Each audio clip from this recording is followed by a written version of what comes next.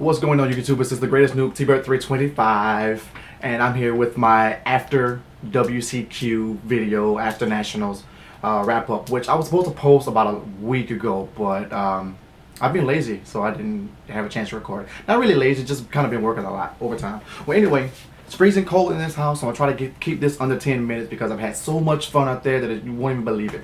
Now, my day started off with about 6 a.m. when we left from Lake Charleston, Louisiana to shoot on over to Lafayette, Louisiana and meet up with the other guys from North Louisiana in Team Uchiha and Team Deck Records. Alright, so big shout out to you guys. So, started up there, went all the way through I-12 around Slidell and went north. Now, once we actually got to Louisville, Kentucky, we made a slight miscalculation because we were watching YouTube videos while I was driving and I missed my turn. Well, we kept going north and eventually I said, wait, this is not right. I'm pretty sure I missed it. So we ended up going circles 5 times and lost about 45 minutes as far as that I was concerned. But we did get to see a lot of downtown, just saying. Eventually we got to Friday, well, Thursday night, Friday morning. We got to sleep in a free hotel that Team Mudkip paid for. Free is not always good. It felt like we were sleeping in a sauna. I think I got probably about 2 hours of sleep that whole time, and I drove the whole way, which was probably about 19 hours. So it wasn't as bad as compared to last year where it was 24 hours continuous because no one knows how to drive a standard.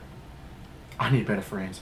Shouts out to I want to say his name is JTwinkie321.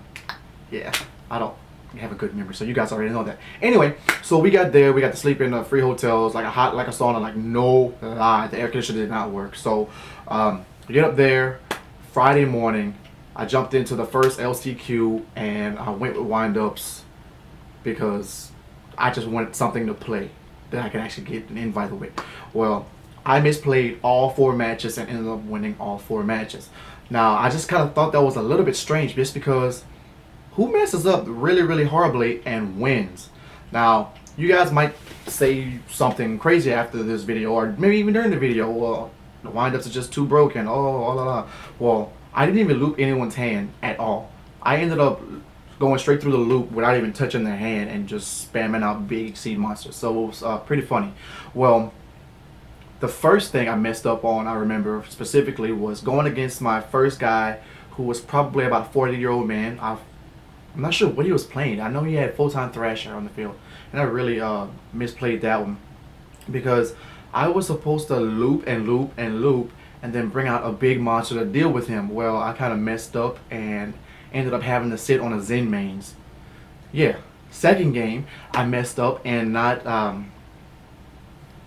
bring out the right monster, thinking I brought out a Zen matey. When I brought out a Zen mains, activated his effect to try to summon another level 3 monster, and wait a second, this is the wrong monster. He says, well, you have to keep that on the field because that's what you summoned. Like, oh my god. Oh well. After that I ended up beating him.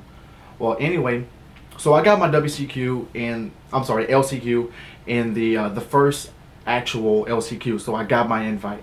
Played in Nationals. I started off, I believe it was, I went all the way up to 3-1 before they took me out again. Like, I went through the whole 9 rounds, and it really was fun. The one fun thing, not so fun thing that I did not like about it was Friday having to turn in my deck list for Saturday, but I had to turn it in by 6 p.m.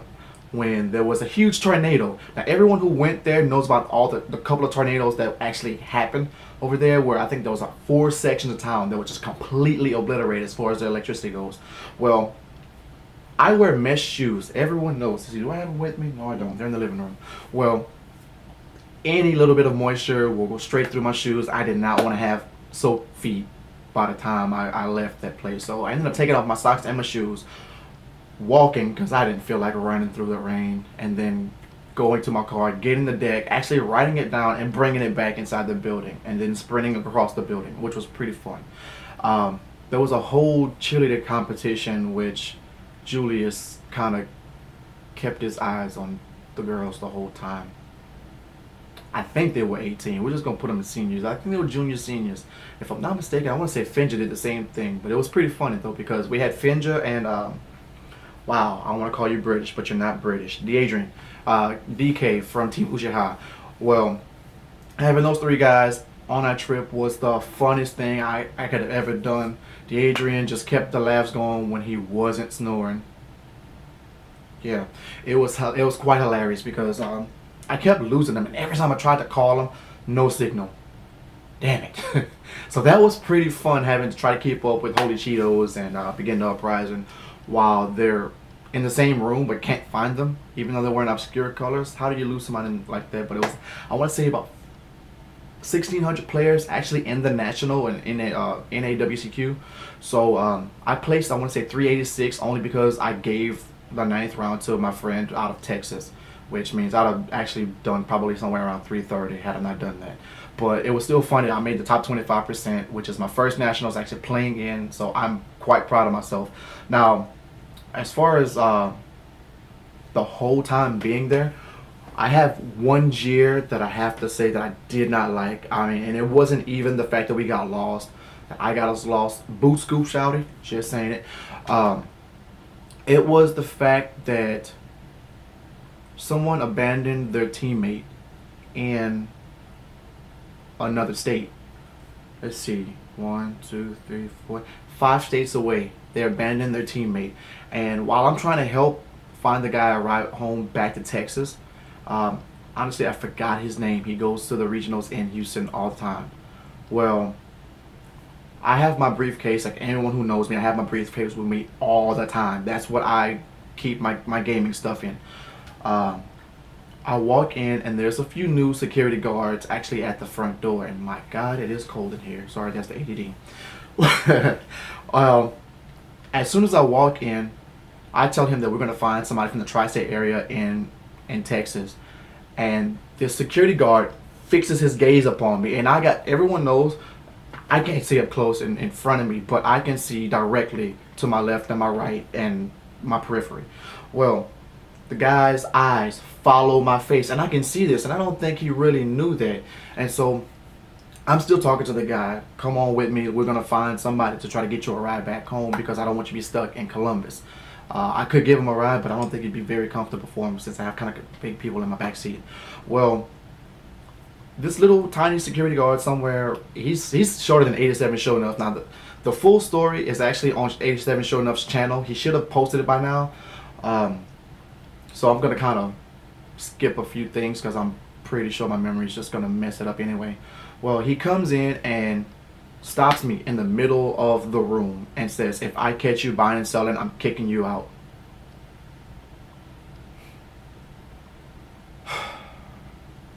That right there just, I almost lost it. And since he was like,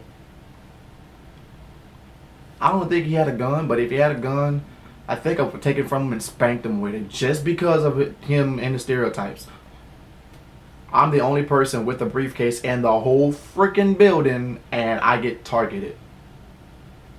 Just saying. Besides that, we got to see an amazing duel that everyone's posted online. Asian Persuasion, I know, put it up there. I think DJ Nasty Karibo, or DJ Karibo, I think his name is. I forget. I think maybe even Vexa has even posted his view of it. It was pretty cool. Kaiba versus Joey. I never got to get anything signed by them because we overslept on Saturday night, and it was amazing. Thank God that air conditioner turned off because I'm freezing. Well, I got to meet a whole bunch of people. I even got to meet Draco DMD, who was very, very nice. I swear I hung up with him. He and Kiko, 25 I think is his number. I was hanging out with them literally the whole day on Saturday and giving them the post on how great I was doing at first. I ended up with a 5-4 record, I think. Yeah, I don't know. I'll just post it somewhere in the video somewhere because I really don't remember. I slept between them. Well, got to take a couple of pictures with a couple of cuties. And also I have a deck profile to put up I forgot his name. He's gonna kill me, but I'm gonna post that video sometime tonight as well. So one thing I can honestly say is that if you're going to go and plan a trip, you have to have four things. You have to have responsible people, good friends, people who make you laugh, and yourself. There was an actual fourth thing, but I just kind of forgot what it is. That's that ADD. I'm telling you. I'm telling you. Well, besides all that, I have to give some shout outs now.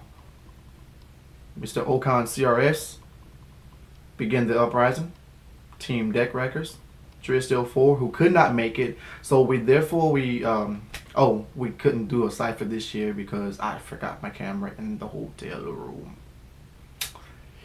Yeah. Holy Cheetos, big congratulations to you for actually day 2 in the top 64 in WCQ. I'm just gonna call it nationals. In nationals, because I know it's a very big feat to actually go that far in a tournament where the odds are actually stacked up against you with a whole bunch of windups. Now people were saying, "Oh, how did windups actually win?" Well, if you look at the numbers, it was like 25% windups, I believe, 25% rabbits. I give or take a few percent, but they're basically like 3 different ways that the tournament could have gone. I think it was insectors, rabbits, and windups, and the rest were just, I think, different decks. So it wasn't like it wasn't there. The numbers were there. One of those 3 could have made it. Even a rogue deck could have made it. But the fact that the numbers were stacked 3 ways, one of them had to do it. I want to give a shout out to Lord British and, of course, my friend 87 Shonuff, who actually stepped in when I was getting the business from this Paul Blart mini mall cop. Yeah. So one thing that I did notice, and I'm going to tell you guys this, is when I told you that I messed up in my LCQs and I actually won. Well, it happened. The same thing happened to me during nationals. It seems to me that no matter how bad I messed up, I always end up winning. If I never made a misplay, I never made a mistake, and I played to the best of my ability, I lost. Figure that one out.